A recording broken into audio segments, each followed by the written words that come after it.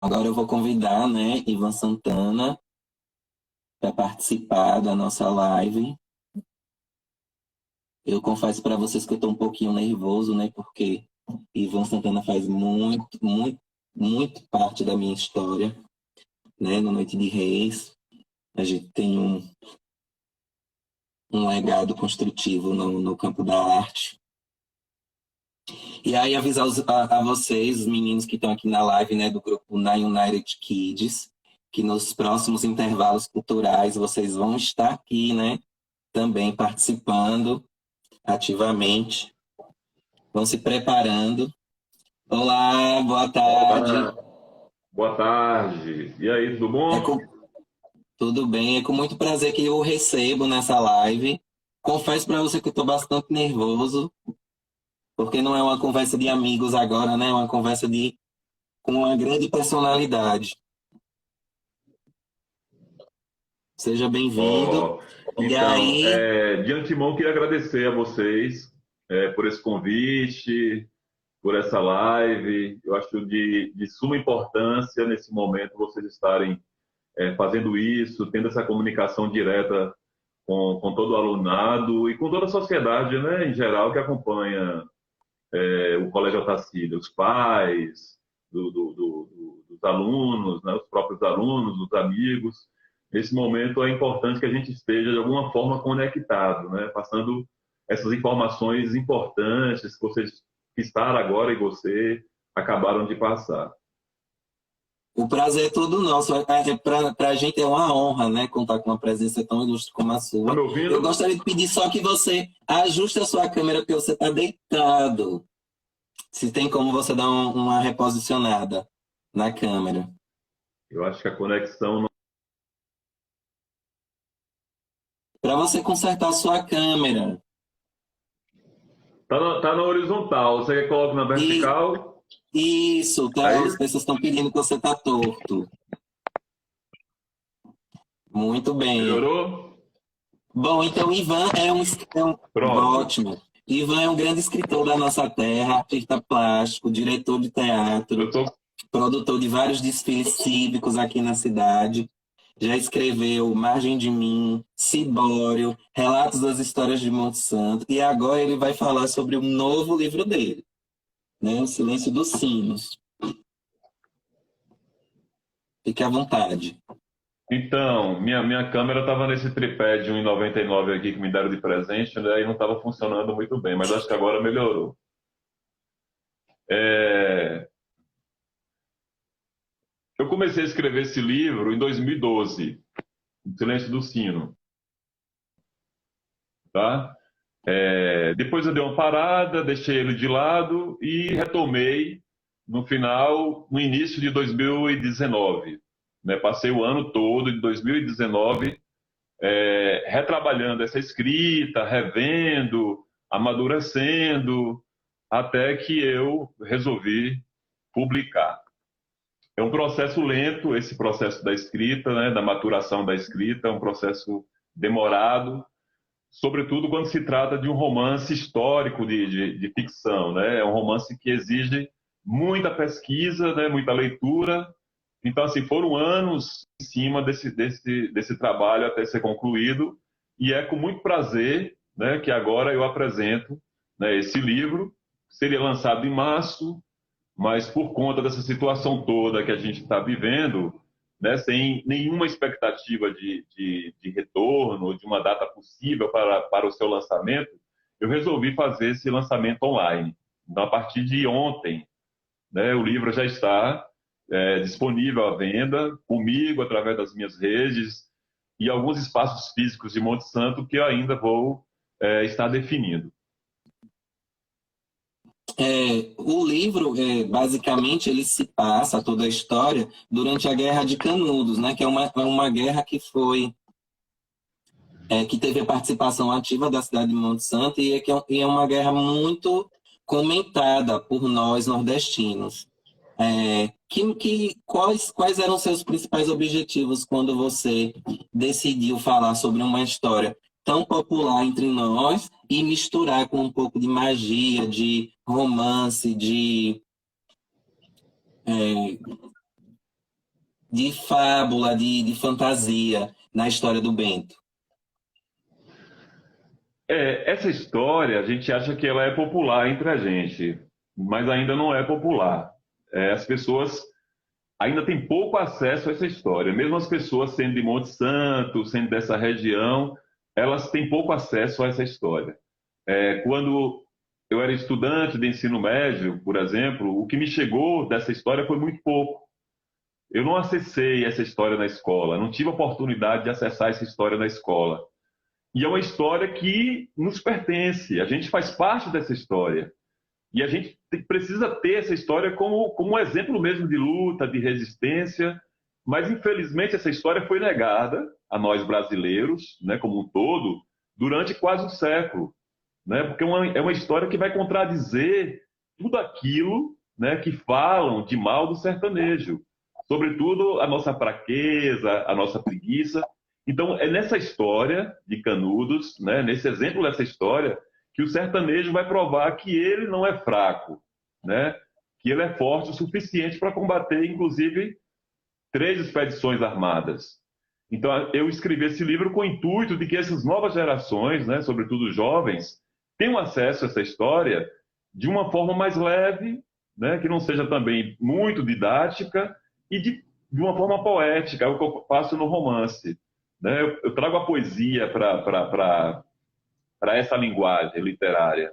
Eu procuro contar essa história de forma muito poética, tendo uma criança como herói, porque as crianças que participaram da Guerra de Canudos, foi falado muito pouco sobre essas crianças. O que aconteceu com essas crianças quase não foi dito. Então, o meu objetivo maior é estar falando um pouco dessas crianças de Canudos e da resistência desse menino no contexto dessa guerra. Como foi que Bentinho, que é o protagonista, encarou essa guerra, né, e o que ele fez para sobreviver. Não sei se ele sobrevive, eu não posso contar isso para vocês, mas ele vai ter muitas perdas, muitas lutas, até chegar ao final. Né? Ele é o grande herói dessa história. É uma criança de 11 anos que vai sair de Canudos, mais ou menos 14 anos de idade. Ele vai viver todos os horrores dessa guerra, né? E aí, no final, a gente vai saber se ele superou ou não. Mas assim, a respeito do título do livro, O Silêncio dos Sinos. Ah, O que é que você quis dizer com esse livro, com esse título? então, o sino era um elemento importantíssimo na comunidade de Canudos, né? Em todas as comunidades pequenas, nas comunidades mais primitivas, o sino sempre foi um elemento de grande importância. O sino, a palavra sino vem do latim, quer dizer sinal, né?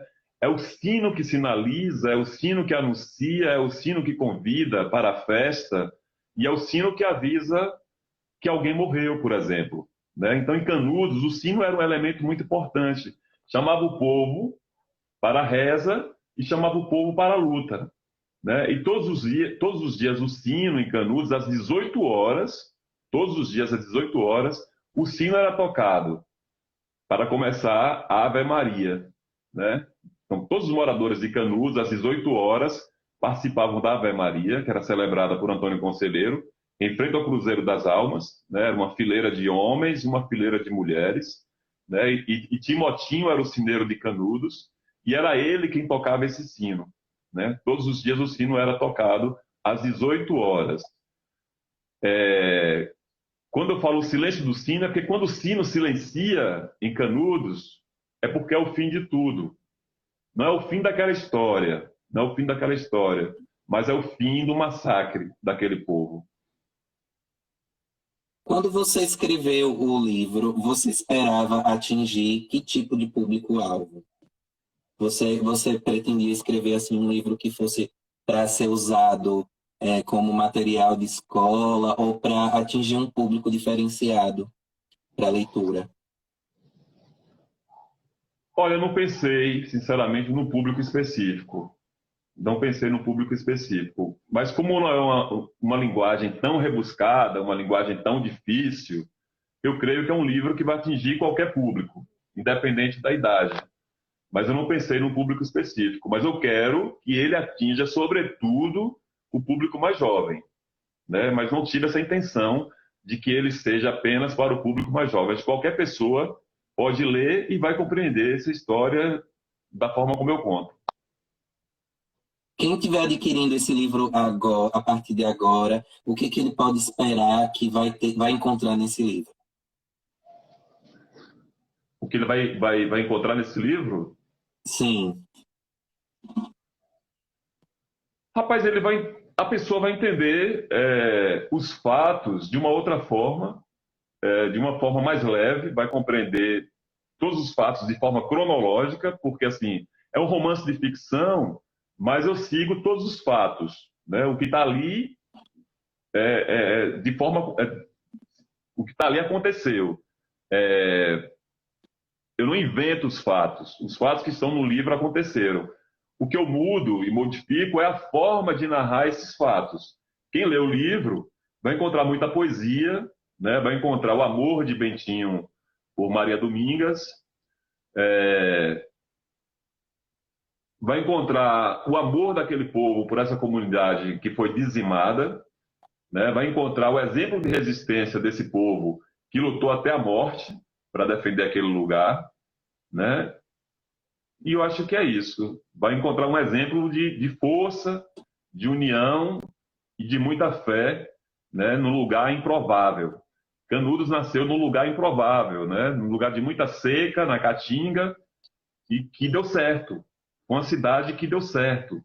Infelizmente, essa cidade foi destruída, mas se não tivesse sido destruída, Canudos hoje seria superior à Feira de Santana, por exemplo, né? Então, quem lê esse livro vai encontrar esse exemplo de luta e de muita resistência.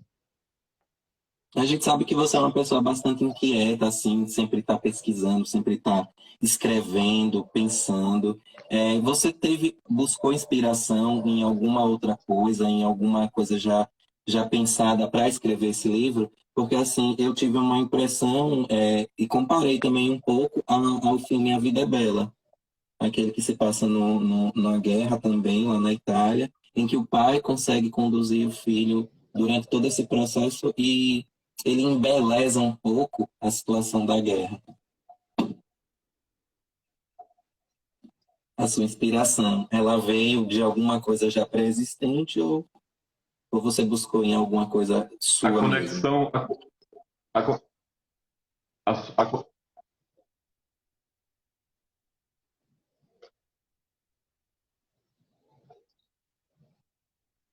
repita aí, por favor, sua fala, porque quase não chegou nada aqui. É a respeito da inspiração para escrever o livro. Eu sei que você é uma pessoa bastante inquieta, bastante pesquisadora, e aí eu não sei se ela veio já de algo pré-existente ou se é algo totalmente seu. Eu queria saber de onde veio a Ah, inspiração para a escrita do livro. tá. Olha, Canudos é uma história que já foi narrada por inúmeros escritores, inclusive escritores mundiais, né? Grandes escritores da literatura mundial abordaram esse tema. Então, assim, a gente tem uma literatura hoje vasta sobre Canudos, a gente tem muita informação sobre Canudos. Eu não parti de nenhuma inspiração específica. Hoje no Brasil a gente tem, acho que 3 romances apenas que tem a criança como protagonista, né, nessa história, que é Aldeia Sagrada, As Meninas do Belo Monte e O Menino Jagunço. São 3 romances, né? O meu é o quarto no país, que aborda essa temática da criança em Canudos. Mas eu não parti de nenhum deles, não parti de nenhuma inspiração específica para construir esse personagem, né? Partiu do meu desejo de estar tratando desse tema da infância dentro de uma guerra, no contexto de uma guerra, né? Porque tem pouca coisa relacionada a Canudos que trata a respeito da criança nesse contexto. Eu queria criar um herói dentro desse contexto de guerra. E aí me veio a ideia de criar esse personagem que é o Bentinho. Ivan, fale mais uma vez a respeito de como o pessoal pode estar adquirindo seus livros que eles estão perguntando aqui, se já está à venda, como é que eles fazem, se você pode falar a respeito do valor. pessoal está pedindo para ajeitar a câmera. Eu vou mudar de lugar aqui para ver se é a conexão.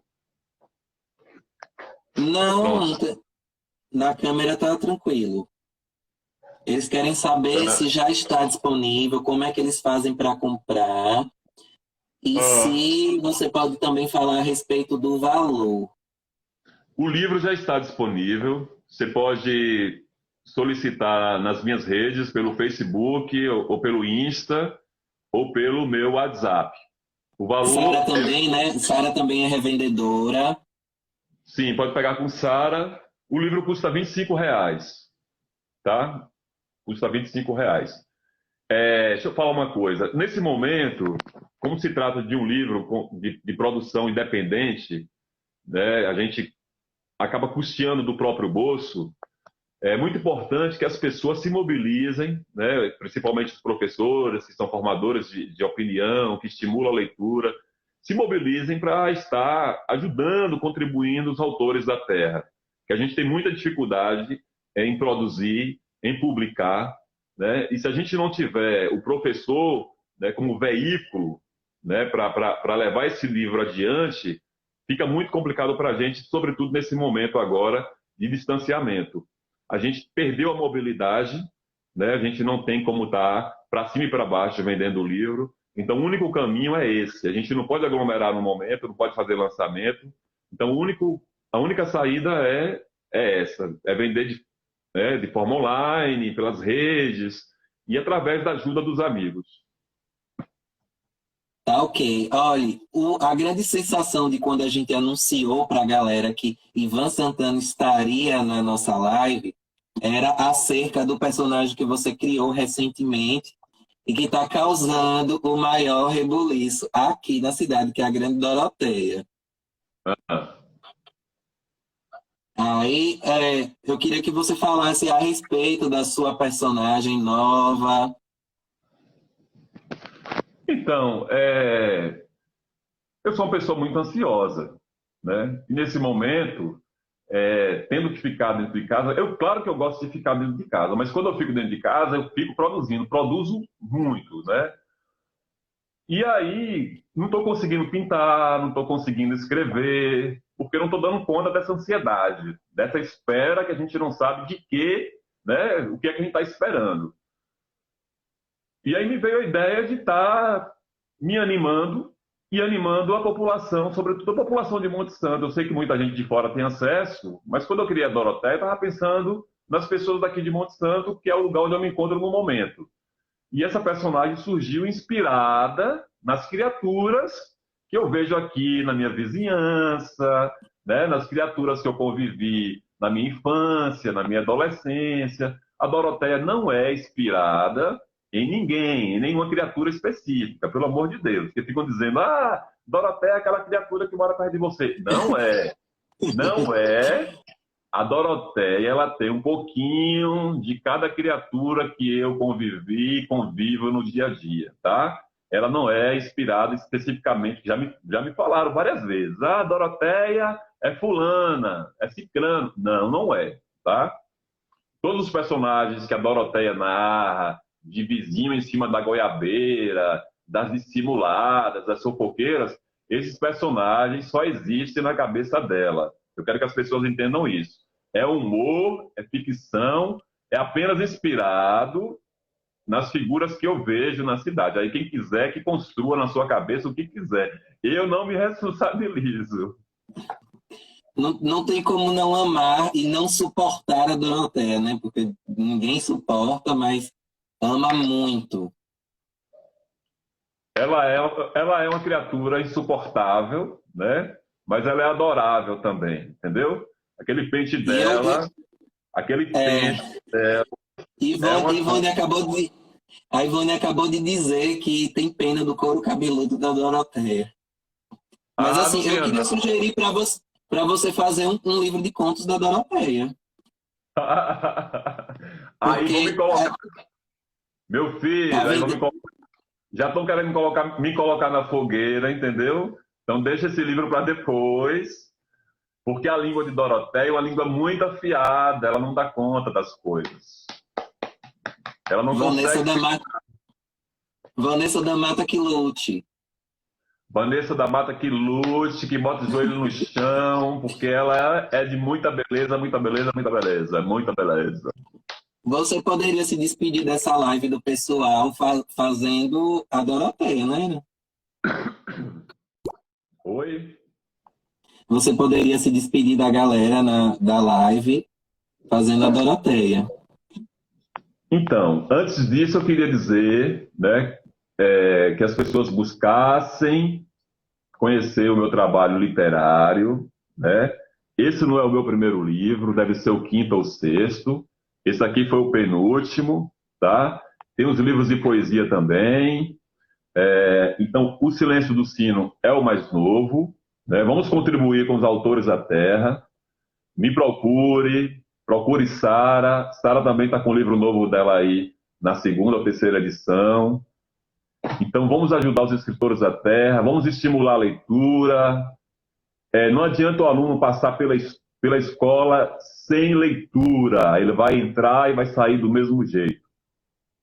Eu tive acesso à leitura depois da escola, porque na escola não fui estimulado, né? Mas graças a Deus eu tive esse estalo de me despertar para a leitura e me superei, né? Não foi a escola que me superou, não, viu? Foi a leitura que me superou, porque o conteúdo da escola ainda, infelizmente, não é suficiente. A gente precisa estar buscando, né, ampliando esse conteúdo. E são os livros que ajudam a gente a se construir enquanto pessoa, ajuda a gente a construir o espaço em que vivemos, tá bom?